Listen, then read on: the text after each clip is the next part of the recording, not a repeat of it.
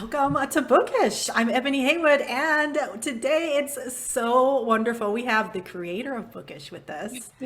I have to say this now, Dame Clarissa Burt. Oh, look at that. Wait, can they wait, say something so they could see? Oh, there Yeah, we go. Yeah, yeah, yeah. there you go. Okay. Well, you can see this is the scepter, so you can see my name right there. But under there, Uh-huh. and I don't know why that got messed up, is the pin also, which is really kind of fun and spectacular. So I am Wow. 2 days have been knighted Dame. Happened last Sunday up in Las Vegas. The Sovereign and Royal Order of Cappadocia, which is Turkey, and Constantine the Great and Saint Helen bestowed that honor upon me last weekend, and it was a wonderful ceremony. And the prince came in from Spain, and it's Prince Rafael Aguilera Vilches, so he came in.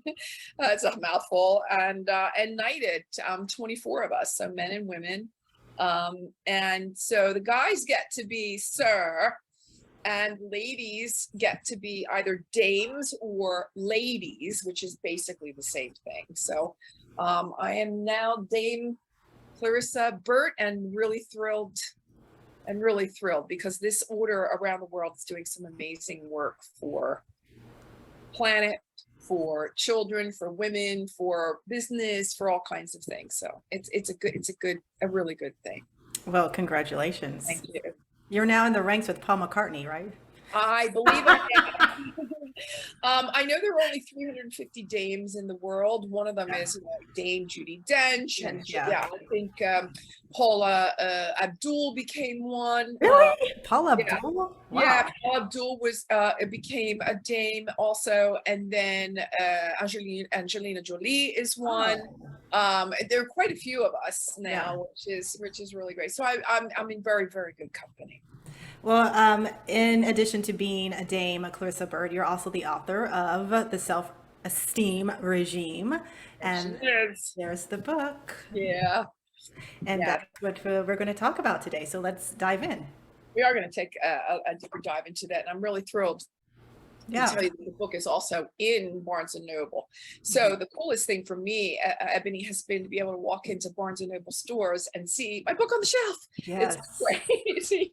Wow. It's the craziest thing when my last name being Burt. So I'm like, my book is right next to Brene Brown's book, and then it's right next to Deepak Chopra's book, and then it's right above Joe Dispenza's book. So I stand there, Ebony, and I pinch myself and to say, is it true? Could it possibly be? Yeah. The book was picked up by Rowman and Littlefield, a traditional publisher in New York City. They are also a global concern, which is really cool. My Mhm. book has now been sold for the Italian rights and Spanish rights, which is very exciting too. There is the Audible version, so it's over Mhm. on the audio version, so it's over on Audible, and then of course Kindle for those that want to read it digitally. And I'm thrilled about it because Yeah. I kind of think it's my life's work, and it's a book that people are telling me has changed their lives. Which, I mean, come on, as an author, I think that's one of the greatest compliments you could ever receive, because we take a deep dive into where you're at now and where you want to be, and what are the things that are holding you back, and why fear Mhm. has got a grip on you, and where are your limiting self beliefs, or this, so the self limiting beliefs, or whatever, what I'm Yeah. trying to say, Mhm. that hold us back, and don't allow us to go forward. A regime is an organized way of doing things. Each chapter begins with a word. So Uh-huh. we start out the book with release, and that is to say, what is it you're holding on to that's not serving you anymore? You Mhm. haven't, it's not the first time you've ever heard this, but if you're hearing it over and over and over and over and over and over again, it means you haven't learned the lesson yet, and you need to be working on, the things that you continually are being presented to you. The last chapter is reciprocity. Mhm. So a lot of us have difficulties um, giving, and Yeah. others have great difficulty receiving. And so this is a universal law, the law of reciprocity, of give and take. And we end with that for this book. My book, I really feel, is a manual. It's a mission and it's a movement. I'm really excited to see exactly where I'll be able to take the book and where I'll be, what stages I'll be able to be on in the next couple of years, you know, until I write the next book, and then we might do some more rewords but you know, I'm really excited because I think that this is the perfect time for us to be taking and sort of assessing where our lives are, where we're going, and what we can do to be a better person tomorrow than we are today. And that's kind of what I always say. I want to be a better person tomorrow than I am today. And how can I do that? Is it an act of kindness? Is it something nice I do, I say for myself? Is it what I read? Is it what is it that I can do? Is it maybe I'm eating more healthfully? Maybe I'm reading the proper information that I really need to nourish my soul. So there's lots of going on in this book that I wanted to talk to you about. I think you've also heard plenty, as we all have, is I am enough. You are enough. We are enough. Well, you got to be really careful about the words that we are using, because enough is enough is only as much as is required. As much as is required. Now think about that. I know I'm so much more than is required, and I think you are too. So I think that we are enough is supposed to really be, we are so much more than enough. I am so much more than enough, you know, and I think that's one of the first things I want to leave everybody with. So tell us, I mean, you kind of told us a lot already, but tell us, Clarissa, why is self-esteem so important? Because you kind of touched on now, like now is the time. And I know for the past, I was just talking to someone else earlier, for the past 5 years in this country, it's just been complete like, oh my gosh. And a lot of people's self-esteem is being challenged. And that's exactly why. It's because in the last, starting with the Me Too movement, which, by the way, is something that I really take my hat off to our younger generation of women who were able to stand up and say, okay, enough is enough. I didn't do that. Our generation didn't do that. Our generation was told, just the way of the world, boys will be boys, and it's just the way it is. And well, if you're scared, cross the street or close an eye or just don't say anything. Or this is what we were taught as younger women. And so these young girls that stood up and said, no, it's not okay.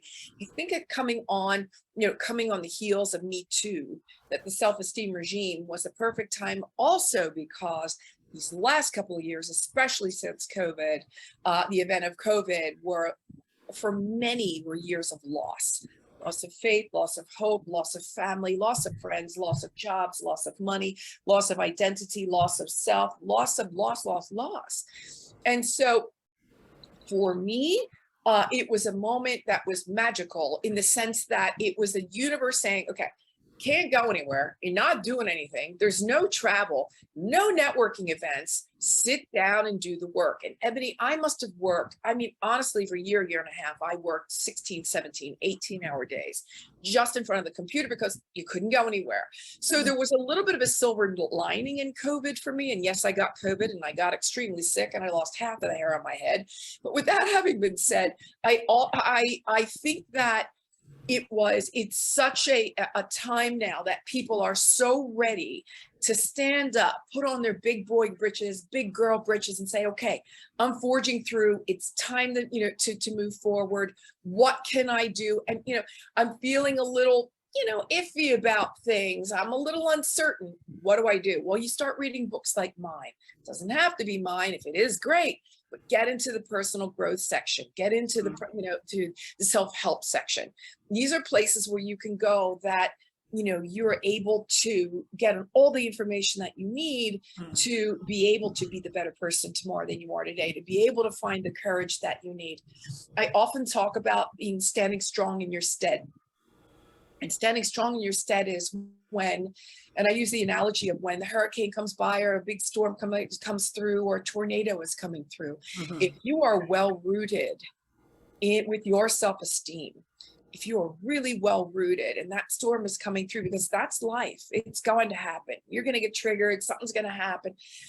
You possibly may lose a couple of leaves when the storm goes through. You could lose a branch when the storm goes through, but you will not be uprooted and taken away with the storm. Right. So these are the kinds of, things that I think are really important when you are, we talk about creating boundaries, for example. Those are really, really important to do. The mirror work that we talk about, extremely, extremely important to do. These are all exercises that are really important, very, very, very impactful. And journaling, get it out of your head and get it onto paper. It sounds silly, but do it. Right. Yeah. These are things that really do help. So tell us about the four pillars of self-esteem. So the four pillars are look good. So, you know when you look good. I don't have to tell you what that is. I don't have to tell you what that means. When you're styling, you're feeling good, whatever it is that that means to you, looking good is always puts a lilt in your step, no matter what. You can look in the mirror and feel good. You can walk out the door and feel good. You can, go to work or whatever it is you need to do. But once you don't have to worry about that, you can really come in strong with who you really are. Look good, feel good, diet, exercise, nutrition, and making sure that you're taking care of your mental health and your physical health. Really, really important. We hear so much more now about brain health in these last 10 years than we ever have. And the correlations between what we eat and drink that and how it affects our brain health. Right. So be really, really mindful about that. Look good, feel good, be good. Your finances, where are you? Make sure they're strong. There's a whole chapter in the book about your finances. So a lot of women I have found, they're not real sure about how much money they make or where it's being spent and all of those sorts of things. So you make sure that you are really fiscally and financially sound, I think is one of the greatest ways that you can feel really good, really strong. And it's a great self-esteem booster, knowing that you can depend on yourself to take care of yourself. And that's a really strong point right there. Look good.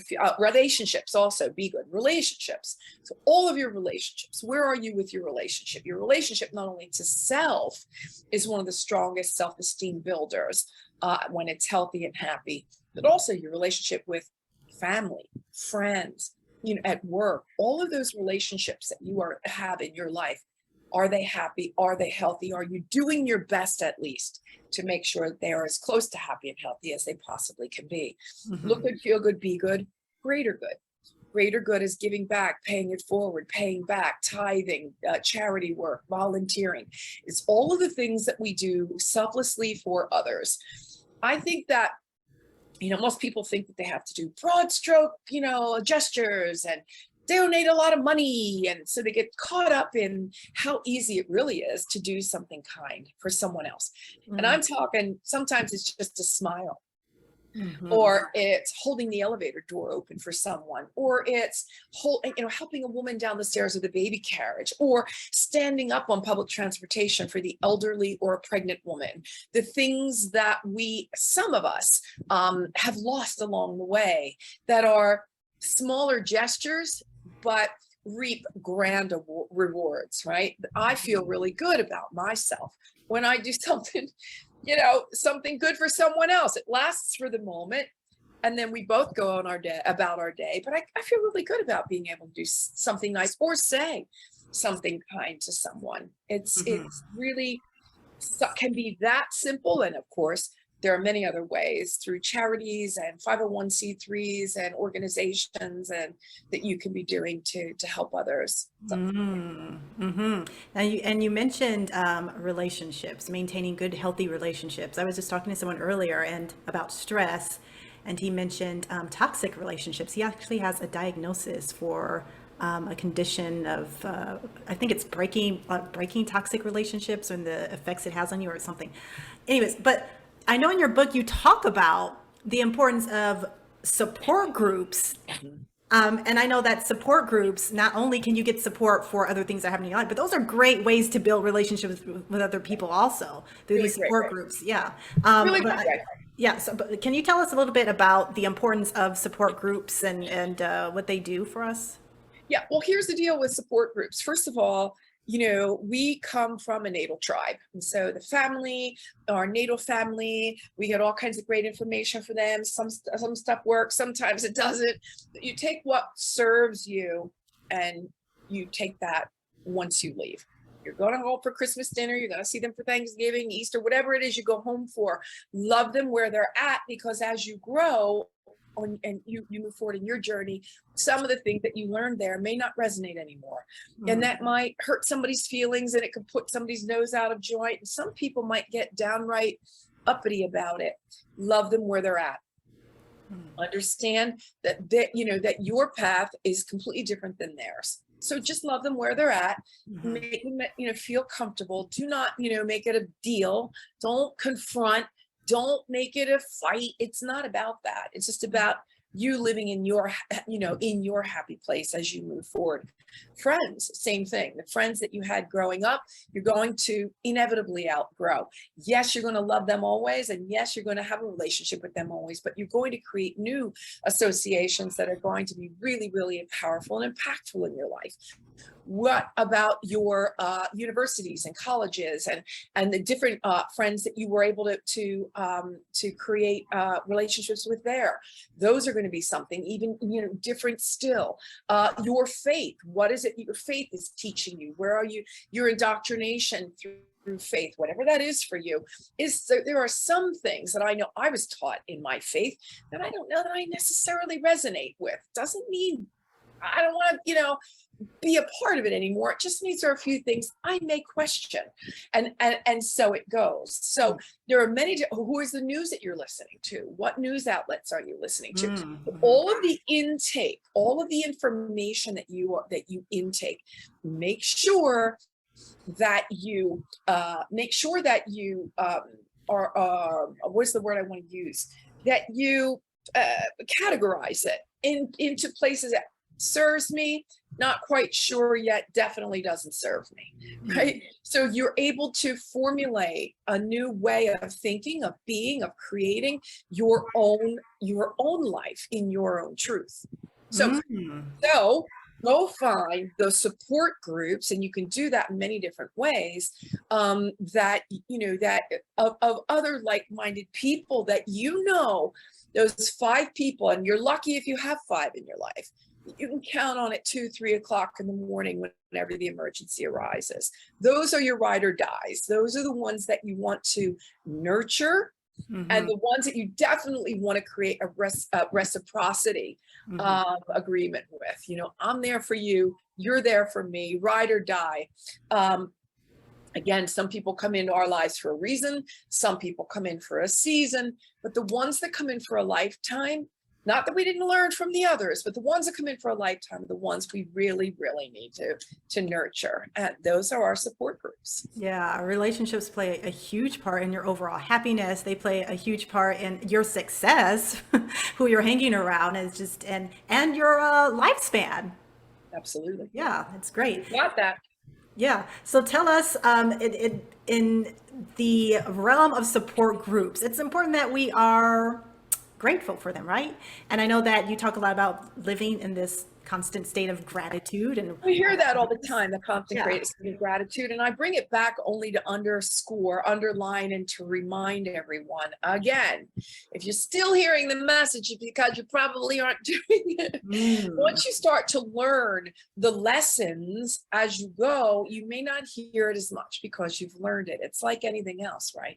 So yeah, absolutely. I am thankful for a lot of different things, and I make sure that I list them every morning, or not every morning, but even funnily enough, every time I take a trip in a car, when I pull into the garage, as funny it sounds, thank you for getting me home safely.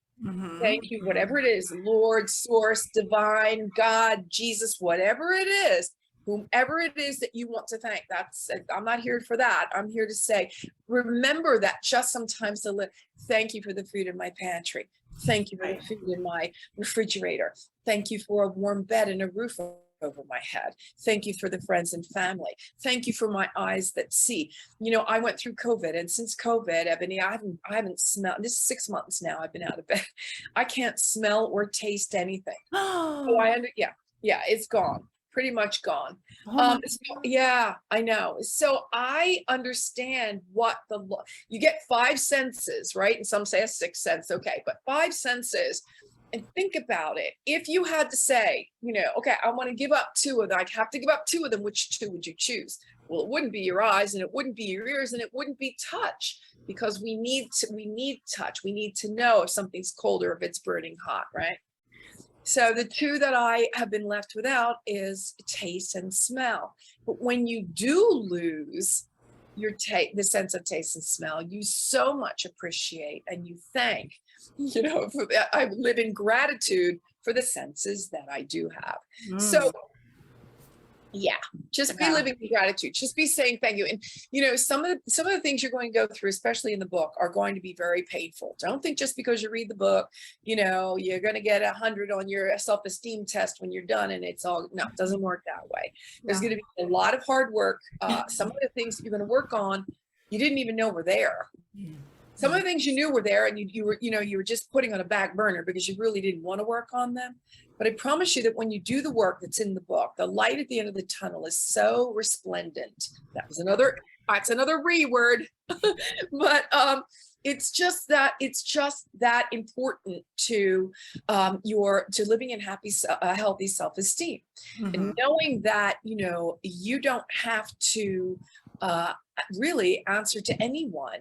For you know, or feel badly ever about living a happy life.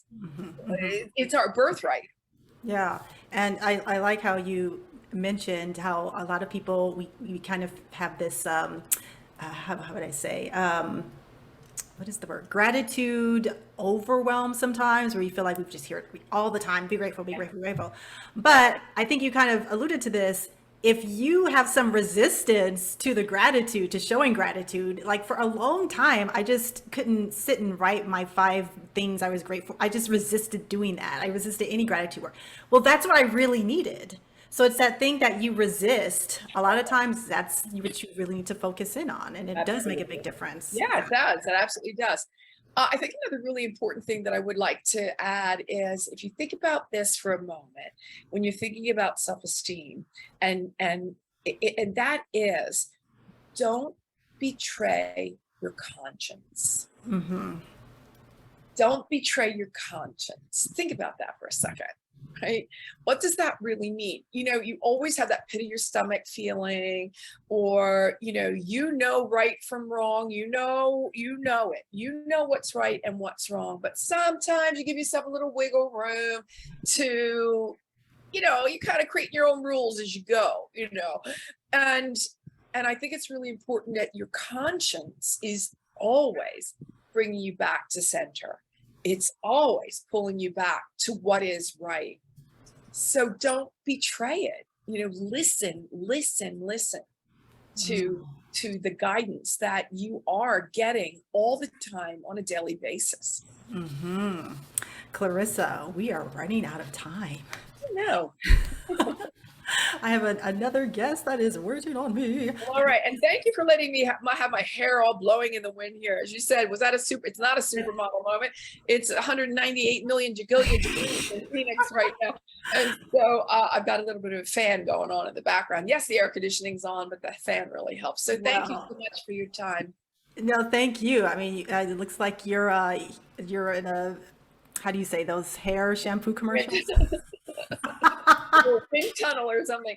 Well, anyway, there we go. Thank you. Tell us, before you go, tell us where we can find you. You can find it. You can find me anywhere on social. It's just Clarissa Burt. You can find me pretty much anywhere except for Snapchat. And the book you can find in Barnes and Noble stores, or you can find it on Amazon as well, or barnesandnoble.com. And thank you again so much for your time. Thank you for joining us. This has been wonderful. And we're going to say goodbye to Dame Clarissa Burt, but I look forward to next time when I have another fabulous guest on the show. Thank you so much for joining me. And bye-bye, Clarissa. Bye for now. Bye-bye for now.